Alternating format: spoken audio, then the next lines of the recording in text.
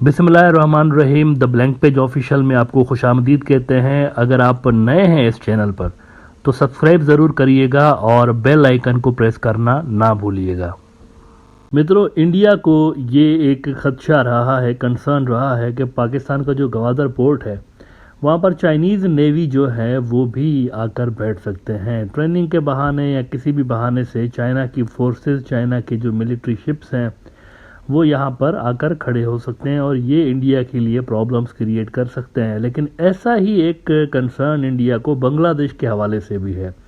हाल ही में बांग्लादेश ने 1.2 billion dollar का सबमरीन बेस बनाया है और ये चाइना ने बनाया हुआ है सबमरीन बेस।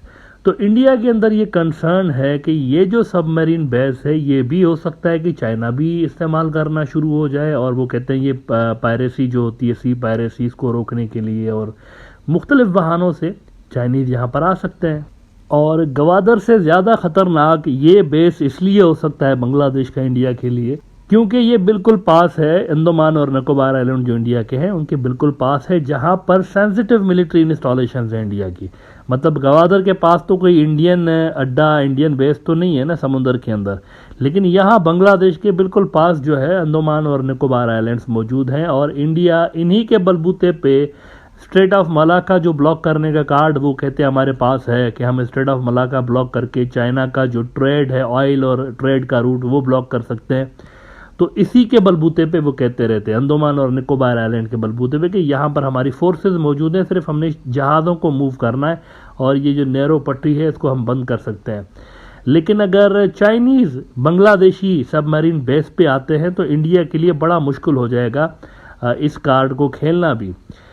अब इंडिया का बड़ा अखबार है द प्रिंट, इसके अंदर इस बेस के हवाले से कुछ इंटरेस्टिंग डिटेल्स शाया हुई हैं। ये कहते हैं कि China's arms game with Bangladesh getting dangerous, BNS Sheikh Hasina is just a start, new Delhi needs to be of use to Dhaka in the latter's forces goal 2030 plan during its election year. और ये जो सबमरीन बेस बांग्लादेश का बना है इसके लिए वो कह रहे हैं कि submarines managed by China's People's Liberation Army Navy, also known as PLAN, would be dangerously close to Indian Navy's Andaman and Nicobar Command। यानी ये जो नया बेस है बांग्लादेश का, ये इंडिया समझता है कि उसके लिए बड़ा प्रॉब्लमेटिक हो सकता है, क्योंकि एक तो सबमरीन्स जो बांग्लादेश ने ली हुई हैं वो चाइनीज सबमरीन्स हैं, दूसरा ये कि ये जो सबमरीन बेस बना है ये भी चाइना ने बनाया है, तो जाहिर सी बात है इसकी मेंटेनेंस, इसकी जो ऑपरेशंस हैं उसके अंदर भी चाइना का कुछ ना कुछ रोल उनको नज़र आ रहा है कि होगा, डेफिनेटली होगा। कम से कम उनके इंजीनियर्स तो आएंगे ना वहाँ पर। तो इंडिया को इस हवाले से काफ़ी प्रॉब्लम अभी से ही वो फेस करने लगे। कहते ये तो सिर्फ स्टार्ट है, आगे आगे देखिए होता है क्या। देखें, बांग्लादेश की जो फौज है ना, आर्मी, इन्होंने तो 2002 में ही कहीं जाकर डिफेंस एग्रीमेंट कर लिया था चाइना के साथ। बहुत पहले, कोई 20-21 साल पहले इन्होंने डिफेंस एग्रीमेंट कर लिया था। तब से लेकर they have never looked back. इस वक्त बांग्लादेश बांग्लादेश की जो आर्मी है चाइना की सेकंड बड़ी कस्टमर है पाकिस्तान के बाद। यानी पाकिस्तान अगर 36% चाइना जितने भी वेपन्स बनाता है और एक्सपोर्ट करता है उसका 36% पाकिस्तान अगर लेता है, नंबर 1 पे पाकिस्तान कस्टमर है उनका, तो सेकंड नंबर पर बांग्लादेश आ जाता है, जो कि चाइना के टोटल जो वेपन्स बनाते हैं उसका 17% इंपोर्ट कर रहे होते हैं बांग्लादेश वाले। तो 2002 में ही बांग्लादेश की आर्मी ने डीप डिफेंस कोऑपरेशन की बुनियाद रख दी थी चाइना के साथ। लेकिन जो नेवी है बांग्लादेश की, नेवी कब से टिल्ट होना शुरू हुई है ये ज़रा इंटरेस्टिंग है, इसको देखना। 2002 से बांग्लादेश की नेवी ने चाइना की तरफ देखना शुरू नहीं किया था, ये मैं आपको बता दूं। ये बाद का किस्सा है, कम से कम 10 साल बाद का। होता यह है कि बांग्लादेश का इंडिया और म्यांमार के यानी पानियों के ऊपर क्लेम था, ये जो समुद्री इलाका है ना उस पे क्लेम था। तो बांग्लादेश ने 2012 और 2014 में इंडिया और म्यांमार से वो क्लेम जीता था, आलमी अदालतों में जीता था। तो एज अ रिजल्ट उनको बहुत बड़ा समुद्र का इलाका मिल गया था। ये तकरीबन इतना ही बड़ा इलाका था जितना बांग्लादेश की अपनी ज़मीनी साइज़ है ना, उतना ही बड़ा इलाका इनको समुद्र के अंदर मिल गया।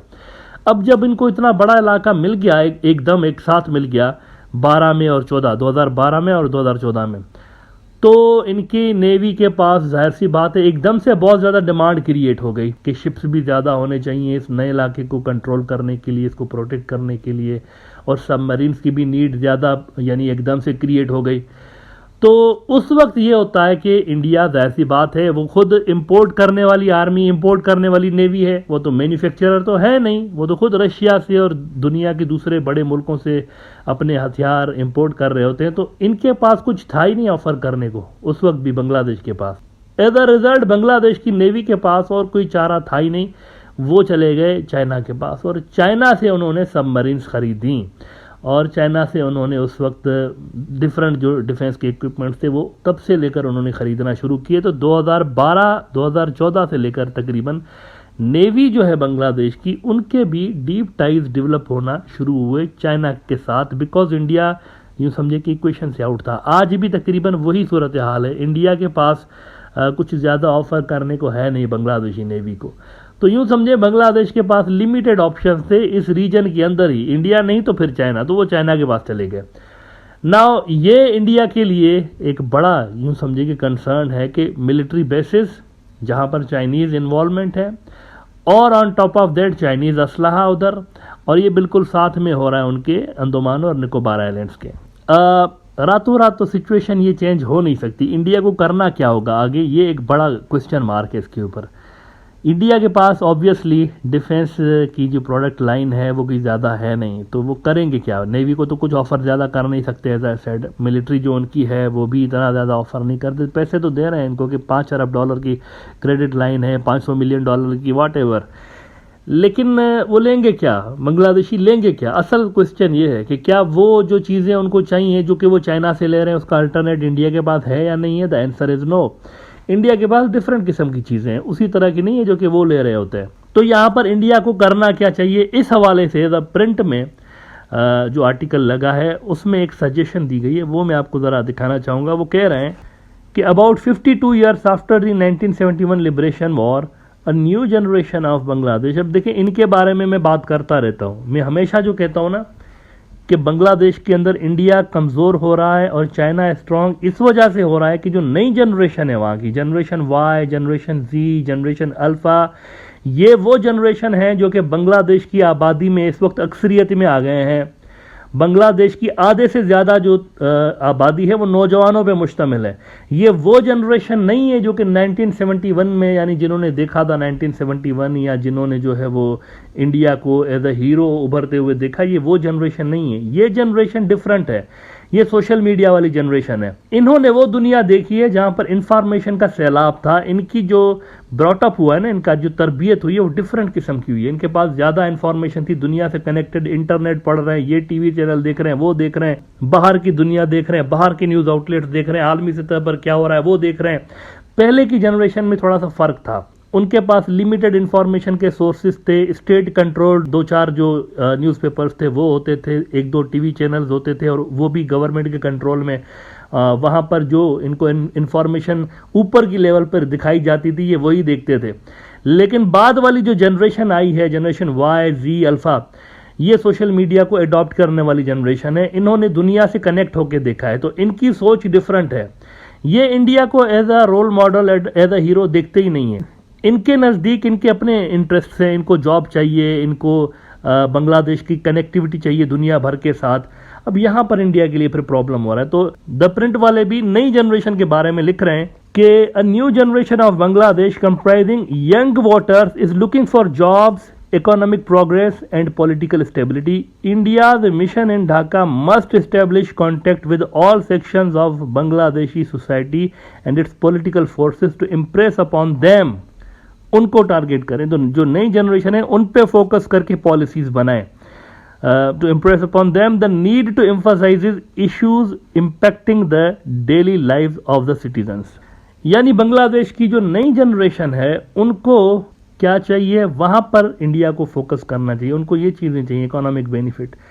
लेकिन अगेन सवाल ये है कि इकोनॉमिक बेनिफिट्स के लिए तो डीप पॉकेट्स का होना ज़रूरी है। क्या इंडिया के पास उतने डीप पॉकेट्स हैं जो कि चाइना के पास हैं? The answer is no. क्या इंडिया उतनी इन्वेस्टमेंट दे सकता है बांग्लादेश को जितनी चाइना देता है? The answer is no. तो यहाँ पर काफ़ी मुश्किल है इनको काउंटर करना। डिप्लोमेसी एक फैक्टर हो सकता है, पॉलिटिकल डिप्लोमेसी, लेकिन पॉलिटिकल डिप्लोमेसी में भी तो देखें ना, पॉलिटिकल जो सिनारियो है वो तो डिवाइडेड है बहुत सारा। बांग्लादेश का पॉलिटिकल सिनारियो डिवाइडेड है, एक पेज पे नहीं है इंडिया के हवाले से। कुछ फोर्सेज इंडिया को पसंद करती हैं, कुछ नहीं भी करती हैं, और जो नहीं करती हैं वो इसलिए नहीं करती हैं, वो कहते हैं तो बहुत ज़्यादा इंटरफेयर कर रहे होते हैं हमारे पॉलिटिकल मामलात में। इसीलिए जब तक आप इंटरफेरेंस नहीं छोड़ेंगे ना, देखिए चाइना कहाँ इंटरफेयर कर रहा होता है, किस पार्टी को सपोर्ट करता है मुझे बता दें, किसी को नहीं करता अपेरेंटली। तो ये नई जनरेशन है, आप इसको अगर कहते हैं कि हम नए जनरेशन के लिए सोचें, उसके लिए पॉलिसीज़ बनाएं, तो जब तक आप इंटरफेरेंस की पॉलिसीज़ नहीं छोड़ेंगे ना, तो आप यहाँ सोसाइटी के अंदर, आप सिविल सोसाइटी जो है उनकी, या उनके जो लोग हैं वहाँ पर आप अपना असर और रसूख नहीं बना सकते। एक जो आसान तरीका है वो ये है कि जो एग्जिस्टिंग डिस्प्यूट्स है ना, पहले वहाँ से शुरुआत करनी चाहिए, मतलब गुडविल क्रिएट करने के लिए वहाँ से शुरुआत करनी चाहिए। और वो कौन से हैं मेन? पानी का मसला नंबर 1 पे है, जहाँ पर कोई ध्यान नहीं दिया जा रहा, और ये अगेन लोगों के अंदर एंगर बढ़ा रहा है। बॉर्डर डिस्प्यूट्स का नंबर 2 बड़ा मसला है। ये 2 मसले अगर इंडिया हल कर लेता है ना बांग्लादेश के साथ, तो ये बड़ी एक ज़बरदस्त किस्म की शुरुआत होगी यंग जनरेशन को इंडिया की तरफ दोबारा डाइवर्ट करने के लिए। अदरवाइज चाइनीज़ जो हैं वो इस वक्त कंफर्टेबल पोजीशन में है, और उनका जो असर और रसूख है वो मज़ीद ढाका के अंदर बढ़ता चला जाएगा।